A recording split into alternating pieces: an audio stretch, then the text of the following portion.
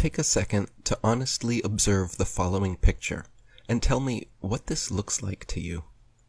If you said a bunch of cardboard, construction paper, curtain rods, gold tape, and foil, you would be correct. If instead you said the National Aeronautics and Space Administration's highest technological achievement, incapable of being reproduced today, the Apollo 11 lunar lander, then you would also be correct. Most unbiased viewers would assume your average high school art class could construct this contraption without much struggle. But official NASA spokesman and astronaut Don Pettit assures us that actually, this 1969 technology is so advanced that even with their multi-billion-dollar yearly budget, they cannot for the life of them recreate it now. "I go back to the moon in a nanosecond," Don informs us. "But NASA destroyed that technology, and it's a painful process to build it back again." Firstly, why on earth would NASA destroy the original Apollo lunar landers? The historic first crafts that landed men on the moon? The supposed most incredible achievements of mankind, and they irreparably destroyed them so that they could not be replicated even after 50 years?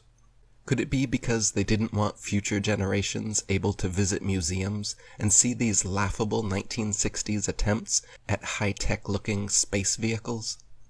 And what other 1960s technology is so advanced and expensive that it cannot be recreated easily and far better now than way back then?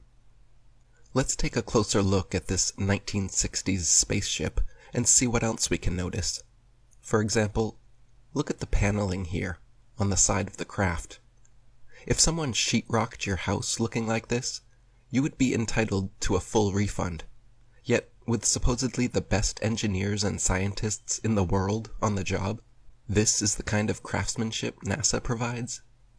Look at the flimsy, haphazard, and careless construction materials and methods used. Look at the buckling, warping, and indentations showing how thin the paneling is. What is this thing? A Twinkie? No, I'm sure it's some super important and necessary high-tech device. Here there are press stubs, and here also has press stubs. But here, and here, they must have run out, so they used gold foil instead. And then over here, they must have run out of gold foil because they didn't bother with either. Look over here at the evenly spaced lines of gold foil going down the legs, until you get to this point where there is 3 lines right close together. It must be important because it's the connection point to the other crossbars, right? Let's look at another leg. Oh, no. On this one, they are all evenly spaced the whole way down. No 3 lines near the crossbar. Apollo 11 mission controller Harold Loden was quoted saying, "The skin on the crew cabin was very thin, and that was all done because of weight saving. If you really took your finger and poked hard at it, you could poke right through the outer skin of the spacecraft. It was about the thickness of 2 layers of aluminum foil." Project manager Thomas Kelly concurred, noting that the skin, the aluminum alloy skin of the crew compartment, was about 12 1/1000ths of an inch thick, equivalent to about 3 layers of Reynolds wrap that you would use in the kitchen. Apollo astronaut Jim Lovell said, "Whenever I saw a model of the lunar module, it had these rigid sides and looked really strong. Turns out that external portions of the lunar module are actually made up of mylar and cellophane, and it's put together with Scotch tape and staples. We had to have pads on the floor, because if you dropped a screwdriver, it would go through the floor." Apollo astronaut Gus Grissom even famously hung a lemon on the lunar lander just weeks before the mission started. The dictionary describes lemon being a word used to describe things, especially automobiles, regarded as unsatisfactory, disappointing, or feeble.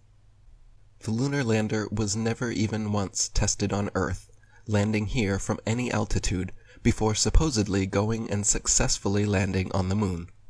There, this pathetic cardboard and tinfoil construction allegedly fell from lunar orbit at 4,000 miles per hour, then used retro thrusters to slow it down and safely landed without a hitch on the lunar surface.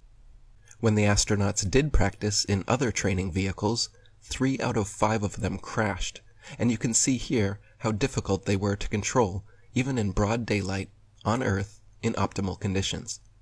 The idea that the actual lunar lander was never once tested on Earth, but then made a perfect landing on the moon, is one small step for lying Freemasons, and one giant leap for brainwashed mankind. This is a 7,500-pound thruster. Look how powerful this is, how big, how much dust it kicks up, and the light it creates. The lunar lander's thruster was even bigger, at 10,000 pounds, and somehow didn't kick up any dust, left no blast crater under the craft, and not a grain of sand on the landing pads, as if it was gently placed down by a crane in a studio. Here we see the lunar lander redocking with the command module. This is clearly fake and made with props, models, and footage similar to the Hollywood creations of the day, such as Stanley Kubrick's 2001 Space Odyssey, created in 1968, the year before the first supposed moon landing. Look at the jerky, unrealistic motions and lack of thrusters being used. The craft is just being turned like a Rubik's Cube somehow, all of this supposedly happening as they both orbit the moon at 4,000 miles per hour. Since many people can't believe this is genuine footage, let me assure you, this is actual, official NASA footage of the Apollo 11 redocking. And this is just the tip of the iceberg when it comes to moon landing hoax evidence. If you still believe man has actually walked on the moon, and rovers are rolling around on Mars, please do me, yourself, and the rest of humanity a favor and watch my following presentation, link in the description box, the NASA Moon and Mars Landing Hoaxes.